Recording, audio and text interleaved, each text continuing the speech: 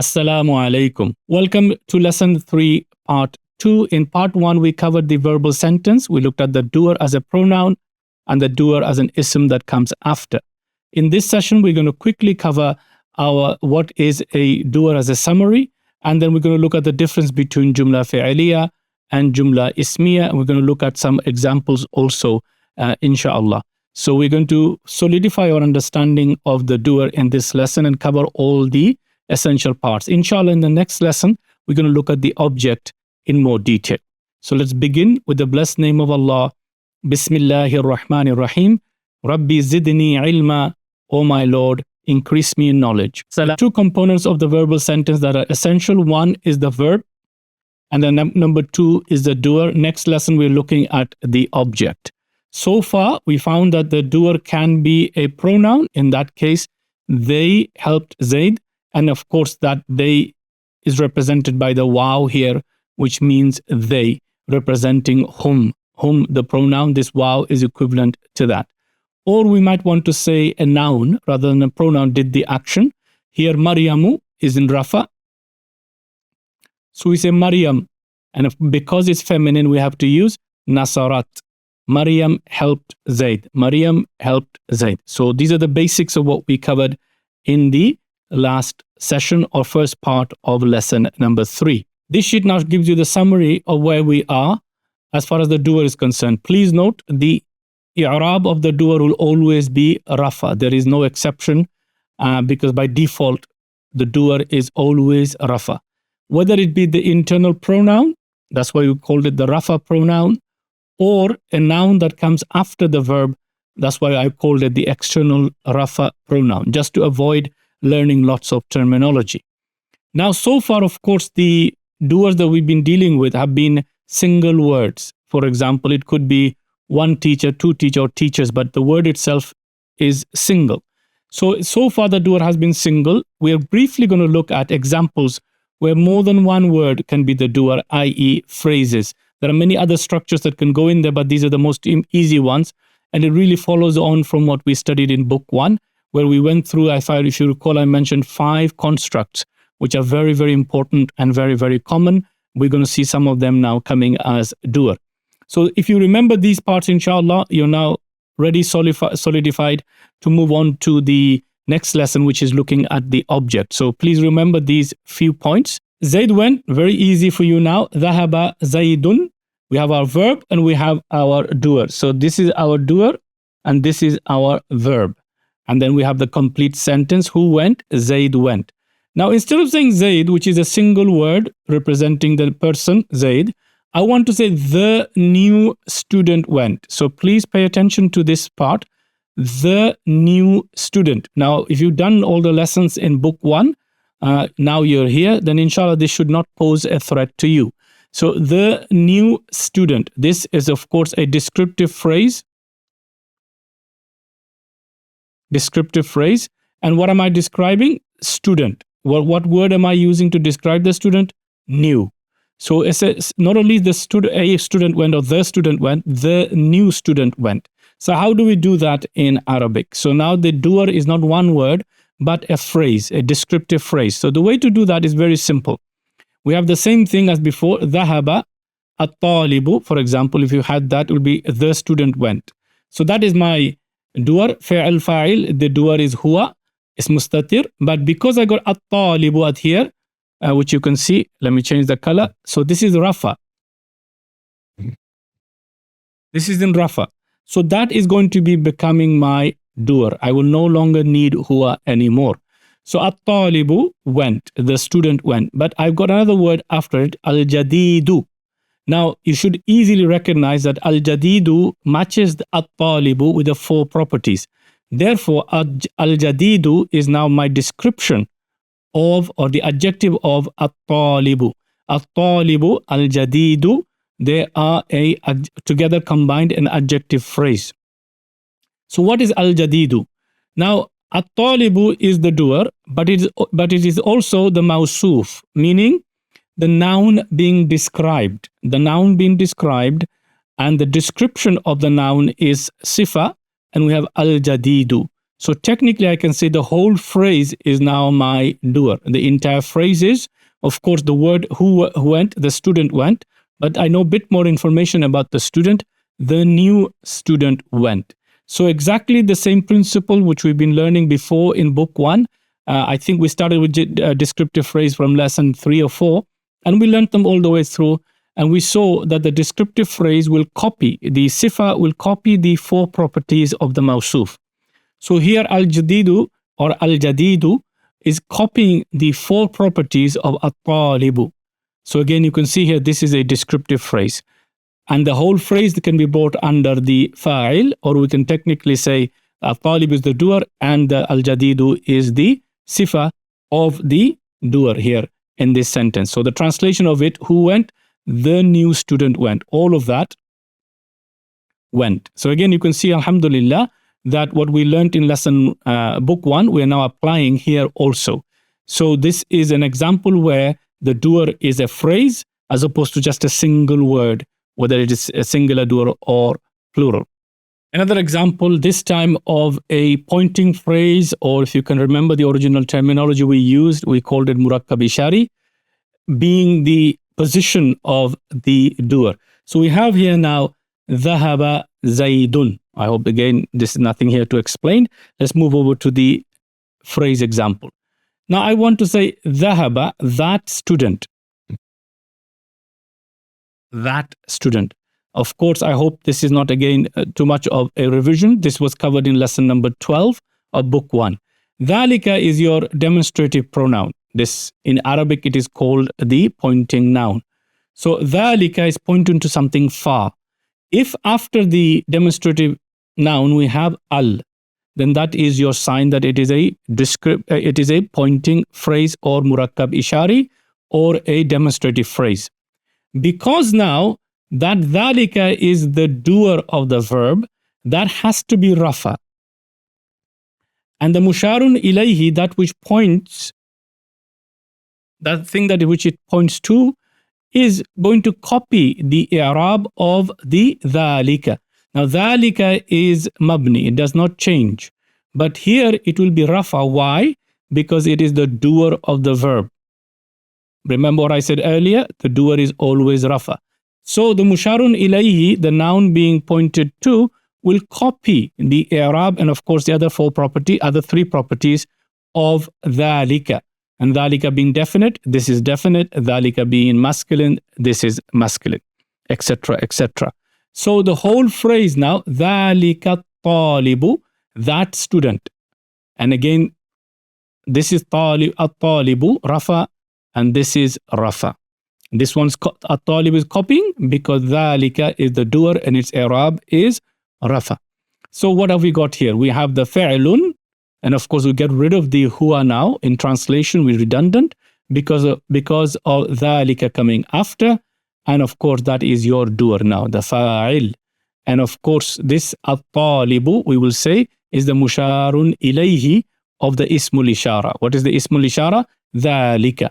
So now we can see the whole phrase coming in as the doer of the verb.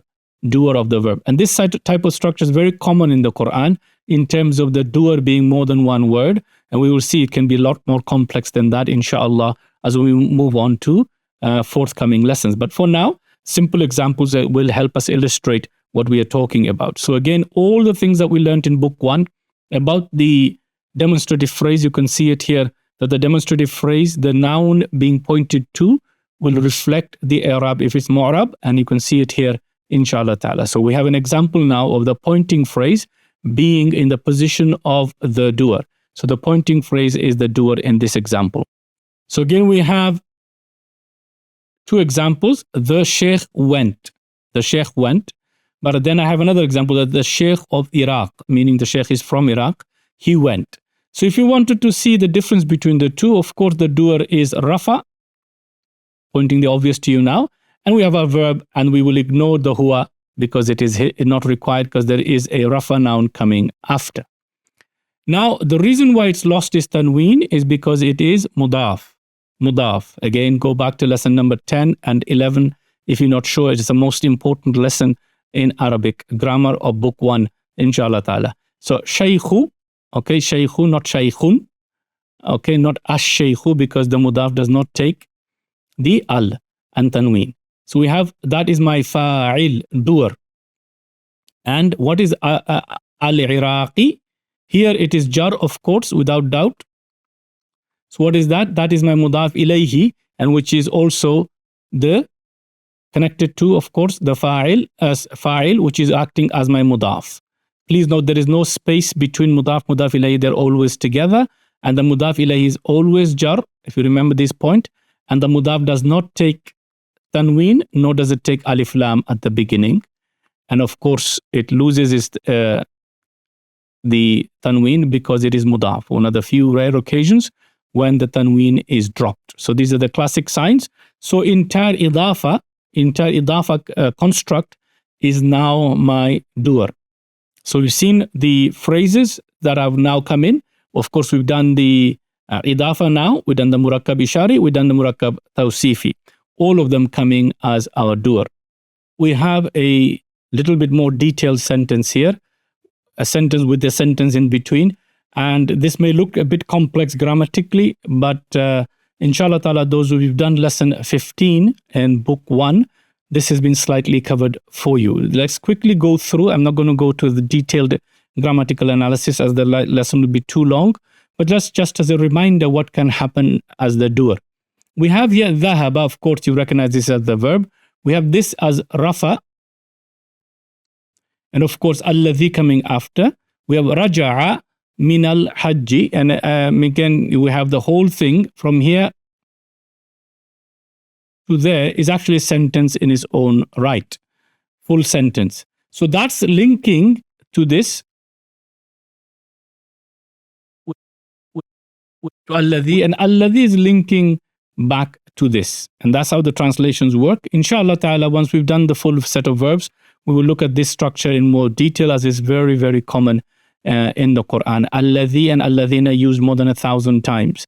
So you'll find at least one or two of them in every page of the Qur'an that we need to learn, inshallah ta'ala. So let's quickly look at what we got in terms of structure. We got our fi'lun, and of course we don't need our huwa anymore because ar-rajulu is outside. So we will say the doer is ar-rajulu. Then we have raja'a, which is another verb. And then we have alladhi, which is in between. And alladhi is our noun, okay, relative pronoun in English. In Arabic, is of course is a category of noun, ism mawsul.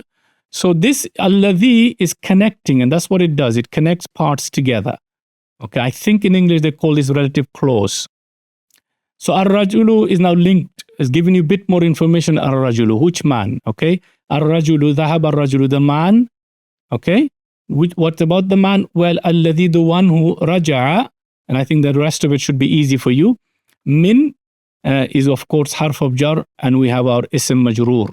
Those two together, min al-hajji is linking back as muta'alliq to this verb, returned from Hajj. Not just returned from Hajj. So again, we have alladhi joining back to ar-rajulu, and that is why it's alladhi, not alladhina. So we have now dhahaba ar-rajulu alladhi raja'a min al-hajj. And you can have the man who returned from Hajj went. Again, just to illustrate to you that it not always be just one single word coming after the verb. It could be a lot more complex structures, which are all acting as the fa'il, or technically this, and the rest is connected to ar-rajulu. So again, example with now the relative pronoun type of phrase, and it's a relative clause.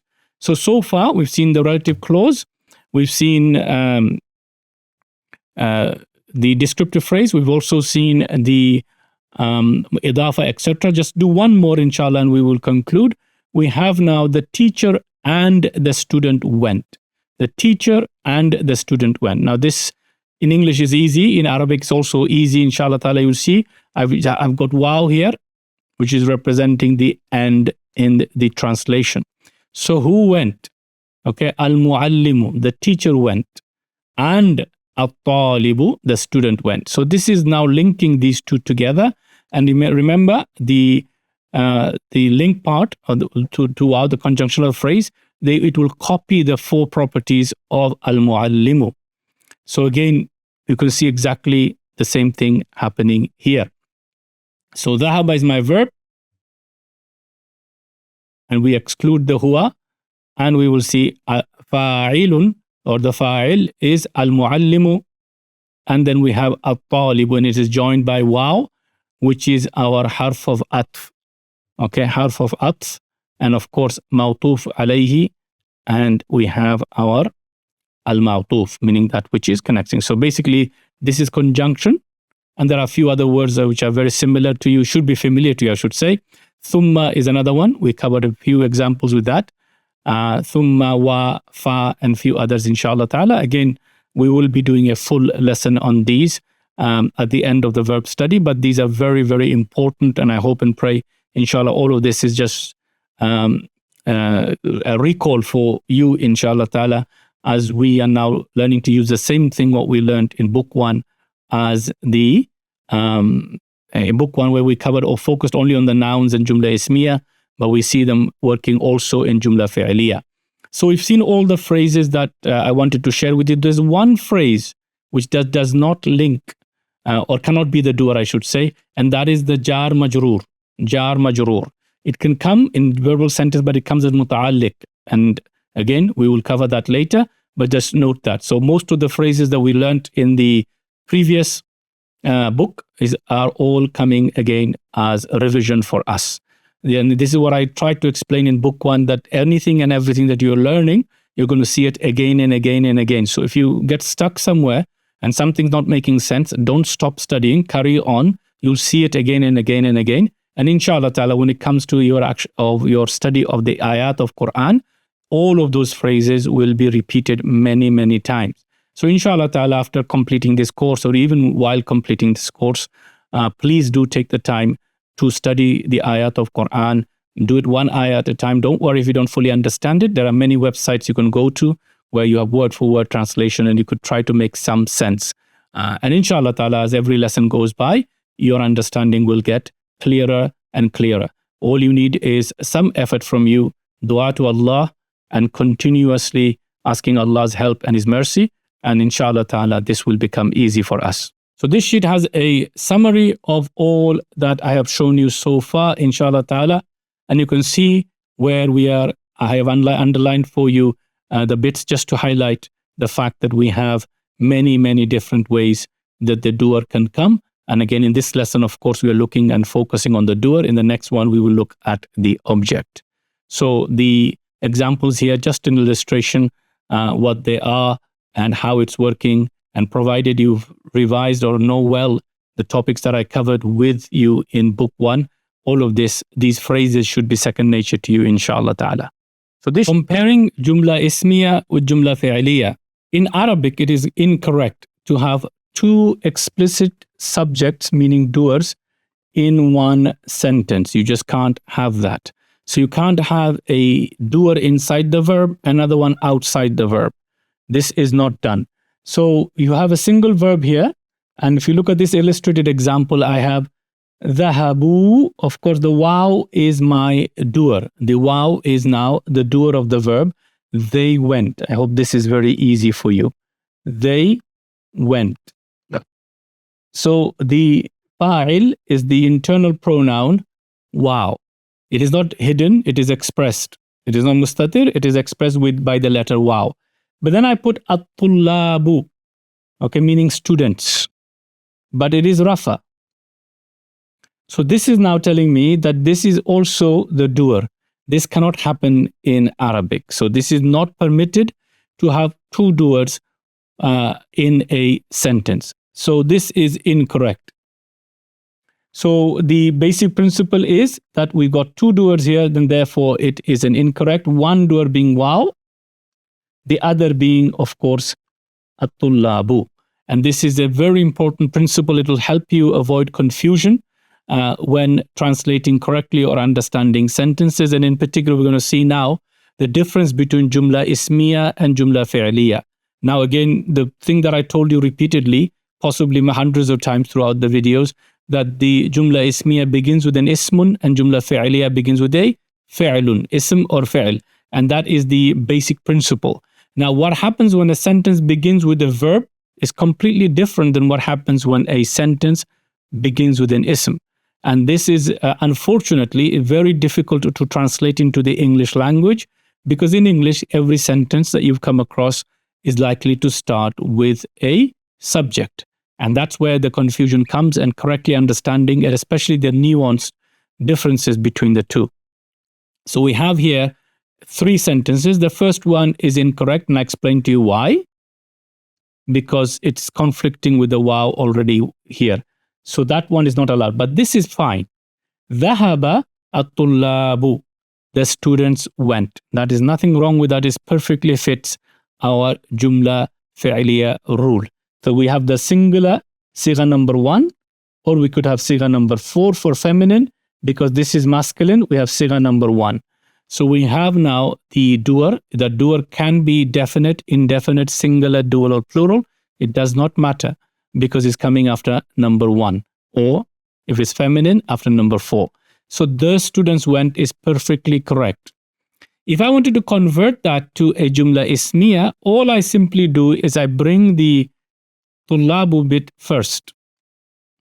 Now it's no longer going to be grammatically analyzed as Jumlah fi'liyah. It will be Jumlah ismiyyah. Why? Because it begins with a noun, and you can see it is rafa. So this is my mubtada.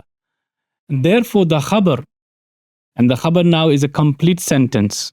We have covered this, that the khabar can be a sentence on its own, a verbal sentence, or other types of structures. But here it's a complete sentence. Dhahabu, they went. So this is my khabar. The khabar has to match the mubtada in number and in gender.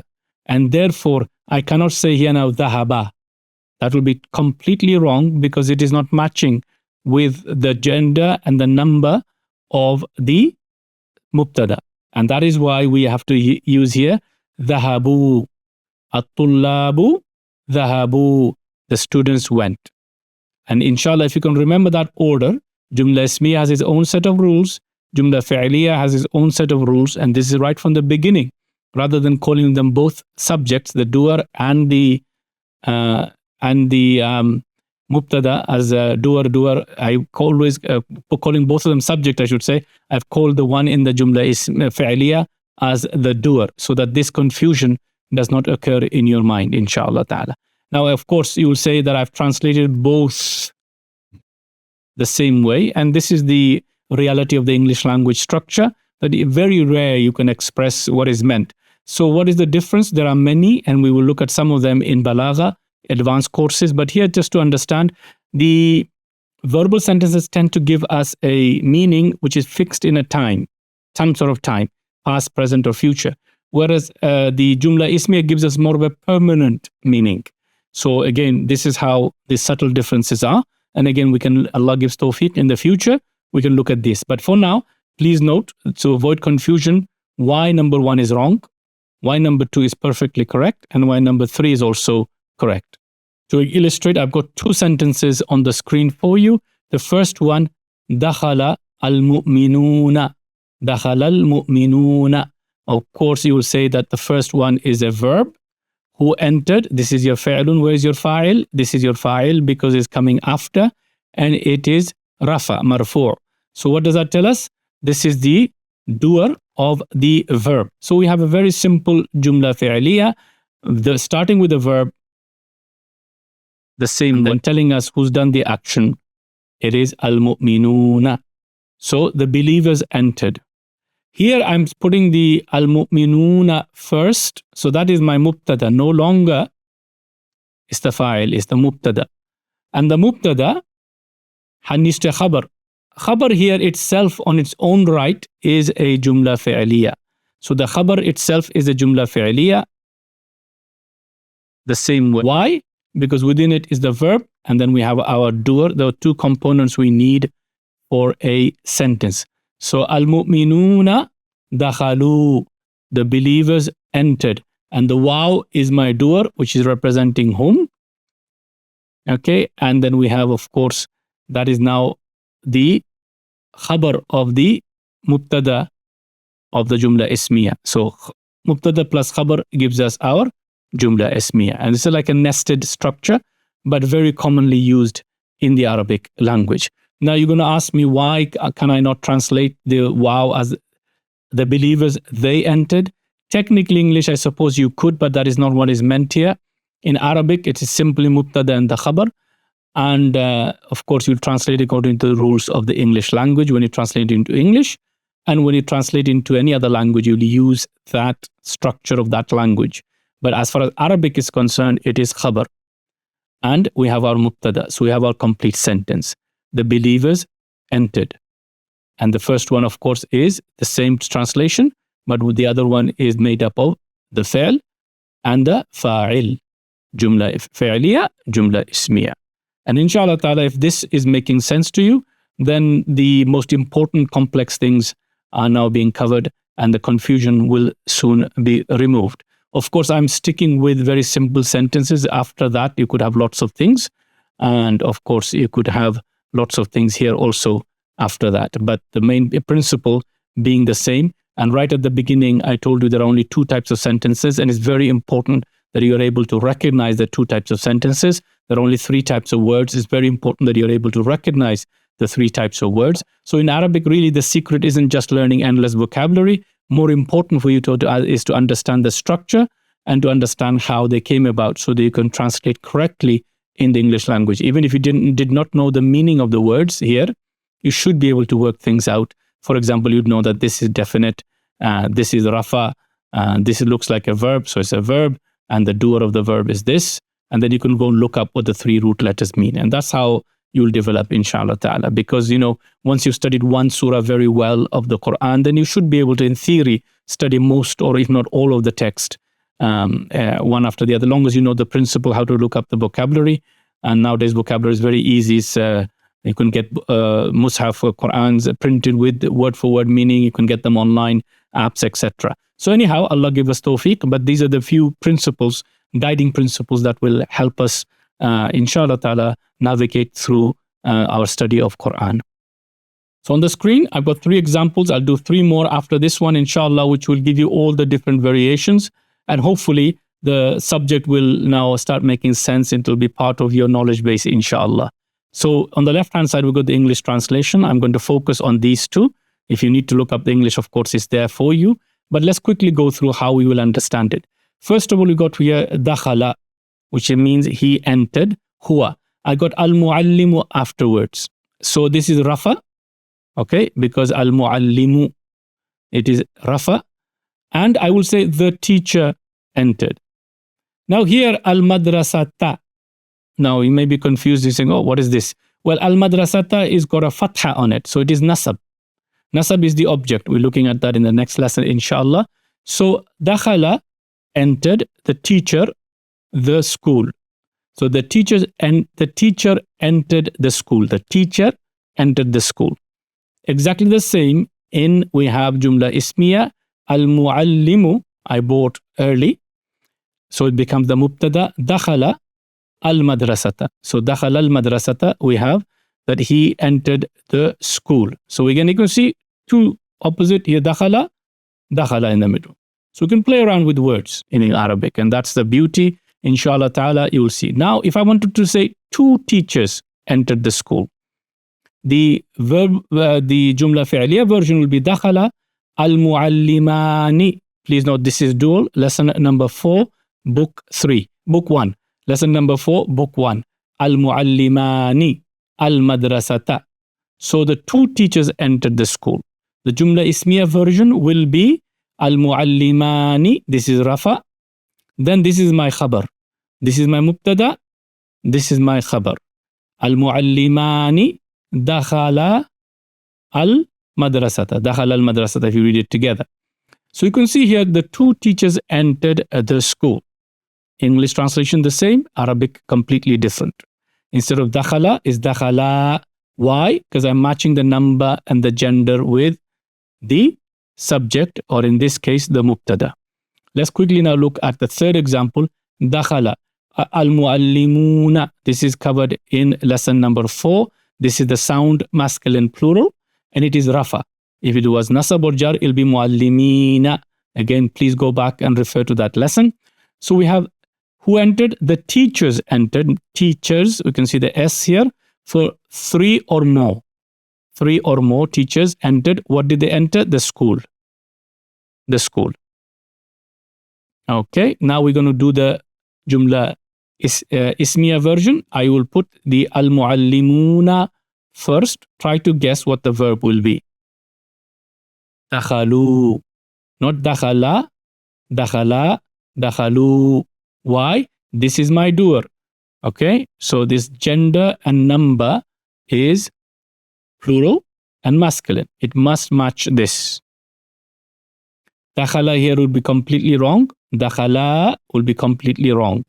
It has to match. And that is my mubtada. This is my khabar. Khabar in itself is a sentence. Khabar is a sentence. Khabar is a sentence. What type of sentence is it? Verbal sentence. So you can see here, what did the teachers enter? The teachers entered the school. So I hope, inshallah, these 3 examples will cement this rule. Please make sure that you write them down, because just watching the video on the screen is not going to help you get the knowledge inside. Is when you do them again and again, and you can really understand what's going on between the two. This, inshallah ta'ala, will become second nature, and you will be able to see which verb to use when, or when you see it in the text, you'll be able to recognize where the Jumlah ismiyyah begins, where the Jumlah fi'liyah begins, etc. Because in the Qur'an, there is no comma, full stop, paragraphs as such. Each ayah has its own beauty and miracle. We have to understand it within the context, inshallah ta'ala. In the next 3 examples, we're going to look at the feminine version, just to illustrate what is going on, inshallah ta'ala. The verb that I've chosen is jalasa, which means he sat. And the 4th version, jalasat, sigha number 4, which is feminine. So if the doer is feminine, we need to say jalasat, as we're seeing here. Of course, this has got a kasra. Why? And this has been explained. Jalasat, and then we have al. So of course, the hamzatul wasl is not read. So they're meeting up 2 sukoons. In order to ease the pronunciation, the sukoon is changed to a kasra. So we have jalasatil mu'minah. Okay, so we will read this as jalasatil mu'minatu. Otherwise, grammatically speaking, there is no change. So jalasatil mu'minatu fil masjidi. The translation, the believer, single female, sat in the mosque. And of course, if I change that to a Jumlah ismiyyah, al-mu'minatu. Again, this is the mubtada. The khabar now is going to match in number and gender. So we have al-mu'minatu jalasat fil masjidi. So the believer sat, female, in the mosque. Both translations the same. The structure is completely different. So what we have here now, fil masjidi. Again, I mentioned to you all the phrases. This one I said it was not a doer, or can it be an object. It's actually linking back to the verb. It's called muta'alliq. And so fil masjidi, it gives us the place of sitting where she sat. Jalasat fil masjidi, she sat in the mosque. But because this is the khabar, we'll translate this now as al-mu'minatu, the believer sat in the mosque. And again, this is to do with the English structure. That's how we translate in English. So I want to say 2 female believers sat in the mosque. So again, the verbal sentence is the same. Jalasatil mu'minatani. Okay, again, feminine dual. So tani is the ending. Ani fil masjidi. This structure remains the same. So the 2 believers, female, sat in the mosque. If I want to do the Jumlah ismiyyah version, I will bring this first. So I'll pull al-mu'minatani. This is rafa.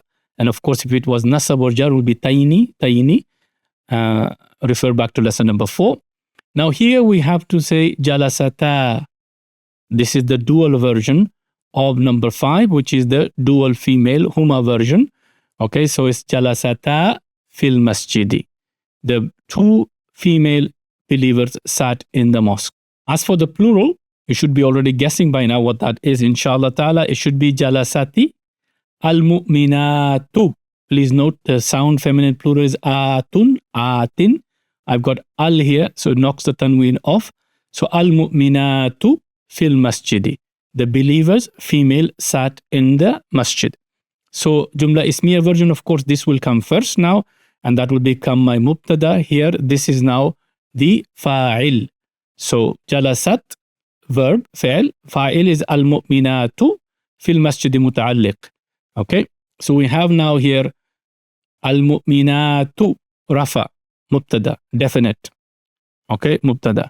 And it is feminine, it's plural.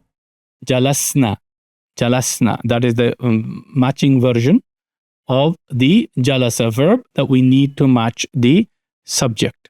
And all of this is the khabar. Jalasna fil masjidi. Okay, so technically the female believers sat, or they female sat, fil masjidi, in the mosque. So inshallah ta'ala, these 6 different versions that we showed you, and the 6 before, one with masculine, one with feminine, will show you that what happens to a verb in Jumlah fi'liyah and what happens to a verb in Jumlah ismiyyah. It will all depend on the position of it in the sentence. So if it is the verb of the verbal sentence, meaning the sentence beginning with it, it will be simply treated as a verb, and we'll have the doer either inside or outside object coming either after, can come before. We'll see that inshallah next lesson. And the mubtada khabar, the mubtada comes first and the khabar comes after, generally speaking, and the mubtada and the khabar, they match in gender and number. So going back to this slide now, you can see why this is correct, and this is wrong. And inshallah, all it is to follow the step-by-step rules for Jumlah ismiyyah, step-by-step rules for Jumlah fi'liyah. Provided you and I are able to follow these simple rules, inshallah ta'ala, we should be able to correctly understand Jumlah sentences, correctly translate them, and understand where the mubtada is, where the khabar is, where the fi'lun is, where the fa'il is. And inshallah ta'ala, in the next lesson, we're going to look at the maf'ul. So again, as a final reminder for you, inshallah ta'ala, this structure should now be very familiar. Inshallah ta'ala, we have the fi'lun, the fa'ilun, making the Jumlah fi'liyah. We have the mubtada and we have the khabar, making the Jumlah ismiyyah. And that is the basic essential principle of the 2 types of sentences in Arabic. And you can convert one to the other and vice versa, provided you know the basic rules. Alhamdulillah, we have reached the end of lesson number 3. Of course, we've covered in part 1 these 2 points. And inshallah ta'ala, in this session, in part 2 of lesson 3, we've covered the doer, Jumlah fi'liyah, and versus Jumlah ismiyyah, went through the basic rules. And again, inshallah ta'ala, what I'm trying to tell you is don't worry about trying to remember all these endless rules. Is when you come to practice, you'll see it. And as I showed you with illustrated examples, that these rules, how they apply, how they're working, this becomes a lot easier. And inshallah ta'ala, very easy to manage, very easy to follow. But if you don't do examples and all you do is read theory, very few people can follow just endless theory. So may Allah subhanahu wa ta'ala grant us tawfiq to continue with our lessons. We are just at the beginning of sarf. And as I mentioned to you, next lesson, inshallah, we're going to look at the object, the maf'ul bihi, in some detail. And then after that, we will look at how to work with Jumlah fi'liyah, i.e. meaning, changing, and etc. Some more details, some particles that are used with it. Then we will continue our self-study with al-mudari in the next coming lessons. We can speed through that a lot, provided we get these few lessons, inshallah ta'ala, in. And again, please see the description. A lot of you are asking for books and so on. All the details, as soon as they're available, I will update the description with that, so you can follow the links there, inshallah ta'ala. In the meantime, do continue with your studies.